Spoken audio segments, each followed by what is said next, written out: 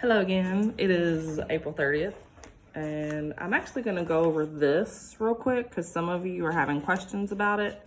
None of you wanted a Google Meet link, so I guess I'm just going to do this video, and if you watch it, you watch it. If you don't, then you're out of luck. So this is a paper copy of the timeline. If you remember, it was in your folder if you picked up a folder, but I put it online because now everything is electronic. I know a few of you turned it in on paper and sent a picture of it. I got those. So anyway, so this is the timeline of the Cold War. Okay, so some of you had a question about the Yalta Conference. The Yalta Conference was the first assignment we did when we were at home. It was a reading. You don't have to do the drawing like I did, obviously. That's why it's blacked out on your assignment on Google Classroom. It says create speech bubbles for each to say what they wanted after World War II. So the big three at the Yalta Conference were FDR from America, Winston Churchill from Britain, and Joseph Stalin from Russia. So what did they want? Only one of them wanted communism, which was Joseph Stalin, this guy right here. That's why it says communism rules. Then Winston Churchill and FDR both wanted democracies. So no communism, democracy. Now, if you remember, FDR died before World War II was over. So eventually Harry Truman took his place. But at the Yalta Conference, these were the three people there. Then it goes on to the McCarthy hearings. So we didn't really talk too much about the Red Scare. We didn't really have a lot of time.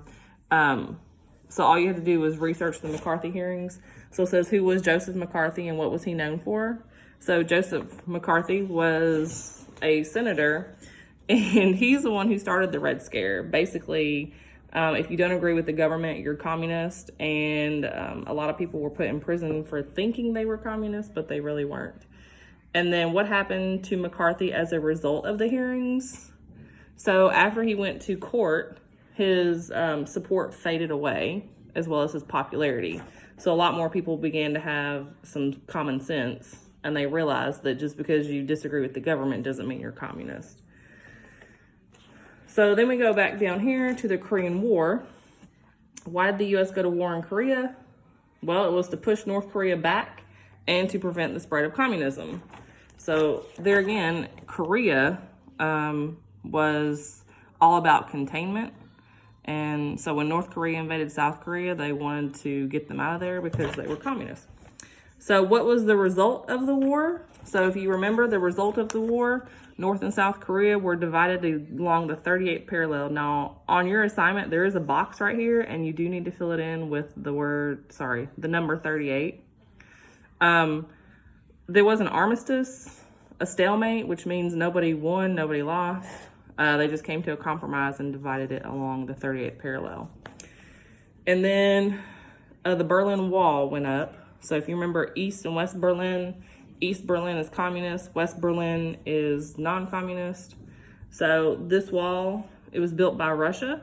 It was to divide East and West Berlin. And it was an actual wall, not like the Iron Curtain. Remember, the Iron Curtain was invisible, and the Iron Curtain divided all of Europe. And so you just had to put some pictures up here. And then the Bay of Pigs invasion, which hopefully is the video clip you watched on Monday. What was the Bay of Pigs invasion? So that's just when Cuban exiles and the United States come down to try and take over from Fidel Castro. That didn't work. The U.S. lost that little battle. Was it a success or a failure? And then why? So it was a failure, and it was a failure because Kennedy didn't send any air support in. So Cuba was able to capture all of those soldiers. So then we go on the other side. So it starts with Vietnam War. So in Vietnam, maybe that'll work. What made the Vietnam War so difficult?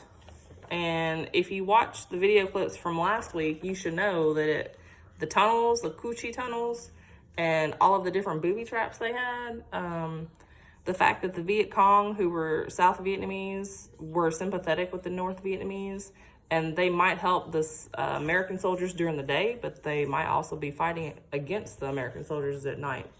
What was the Tet Offensive?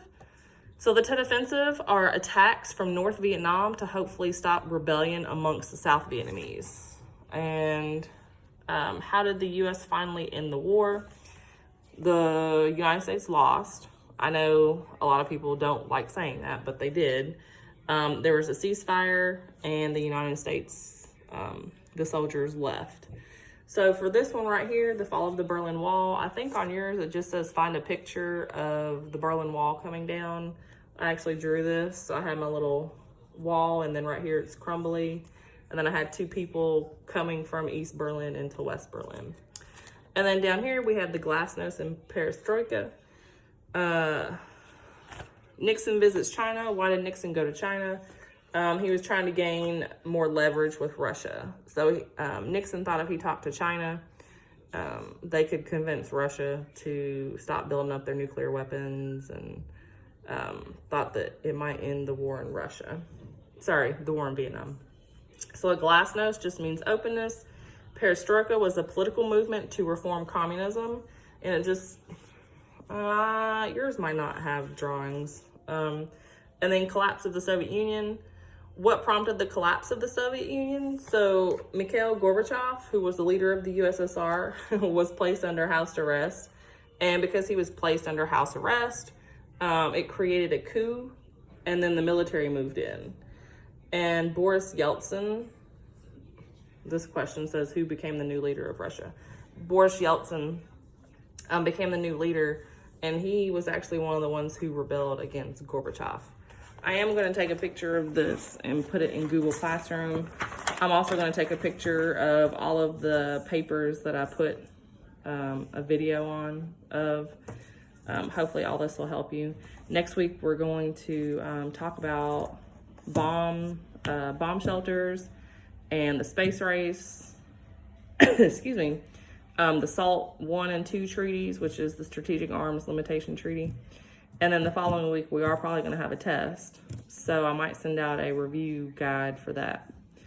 I know we've covered a lot of stuff, the Cold War. I mean, the Cold War is 45 years worth of stuff. So just be prepared.